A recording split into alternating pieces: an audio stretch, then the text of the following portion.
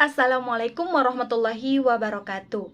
Perkenalkan, saya Yuniarti, NIM 19231051 dari Prodi Pendidikan IPA kelas B. Nah, di sini saya akan mempresentasikan tentang proyek materi dan energi, yaitu pembuatan minyak kelapa, yaitu pengertian.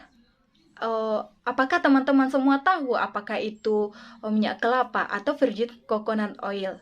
Nah, di sini saya akan membahas tentang minyak kelapa. Minyak kelapa itu adalah modifikasi proses pembuatan minyak kelapa sehingga dihasilkan produk dengan kadar air dan kadar asam lemak bebas yang rendah, berwarna bening, berbau harum, serta mempunyai daya simpan yang cukup lama, yaitu lebih dari 12 bulan.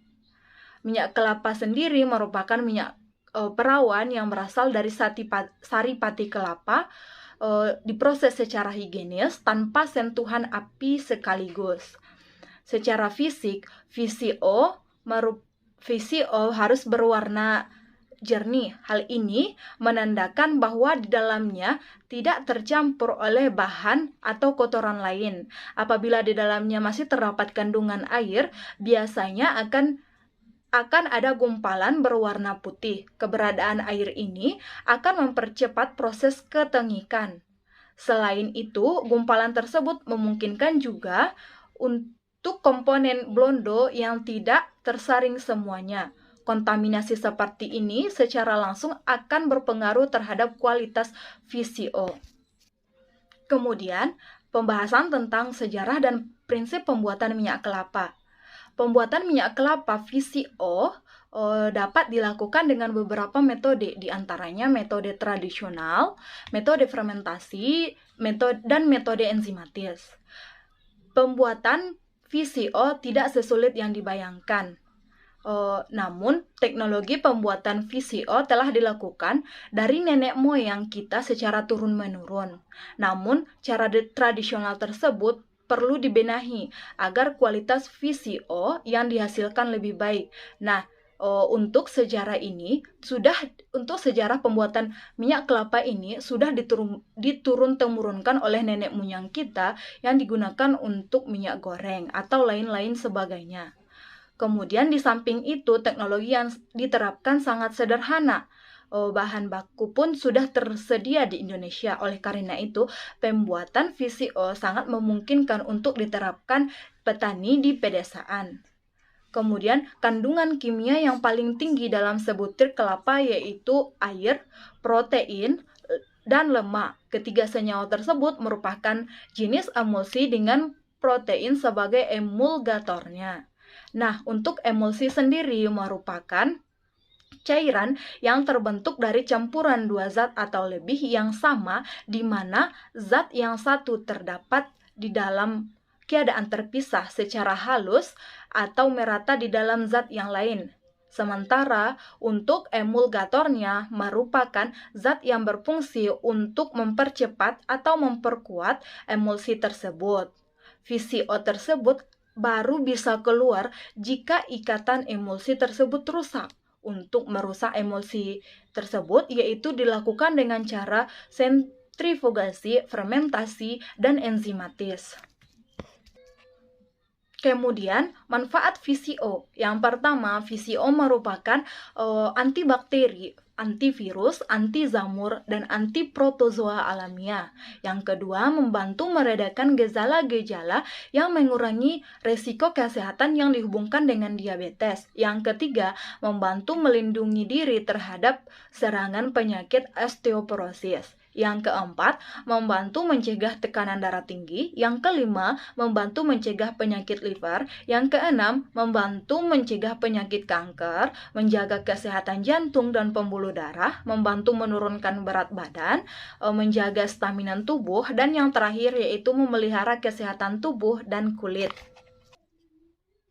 Kemudian, tentang kelebihan dan kekurangan.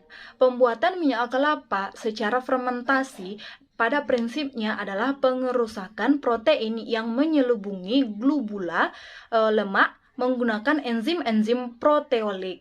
Enzim yang dimaksud adalah enzim yang dihasilkan oleh mikroorganisme atau tanaman sebagai inokulum. Kemudian kelebihan dari fermentasi, kelebihan tentang VCO secara fermentasi. Yang pertama, berwarna jernih dan beraroma khas minyak kelapa. Penggunaan minyak energi minimal karena tidak menggunakan bahan bakar. Pengolahan sederhana, tidak terlalu rumit.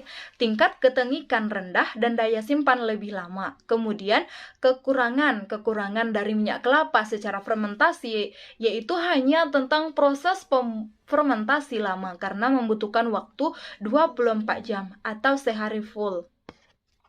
Selanjutnya yaitu tentang proses pembuatan. Nah, sebelum kita masuk ke proses pembuatan, tentu saja kita harus mempersiapkan alat dan bahan yang kita perlukan.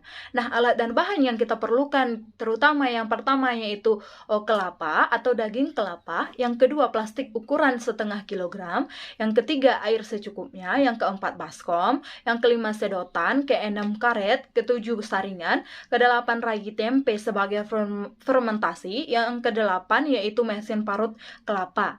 Nah, untuk langkah-langkah pembuatan atau proses pembuatan, yang pertama, kelapa dikupas dengan cara memisahkan daging buah dengan kulit sabut dan tempurungnya. Lalu airnya dibuang, kelapa yang sudah dikupas dan ditempatkan dalam satu wadah dan siap untuk diparut. Kemudian yang kedua, kelapa diparut dan dikumpulkan dalam wadah yang cukup besar agar hasil parutan tidak berhamburan. Yang ketiga, parutan kelapa dicampur dengan air bersih lalu diperas dan hasil perasan tersebut ditampung dalam toples plastik. Proses pemerasan dilakukan dengan 2 kali. Jadi, ampas hasil perasan pertama dicampur lagi dengan air bersih lalu diperas dan hasil perasan disaring dan ditampung dalam plastik.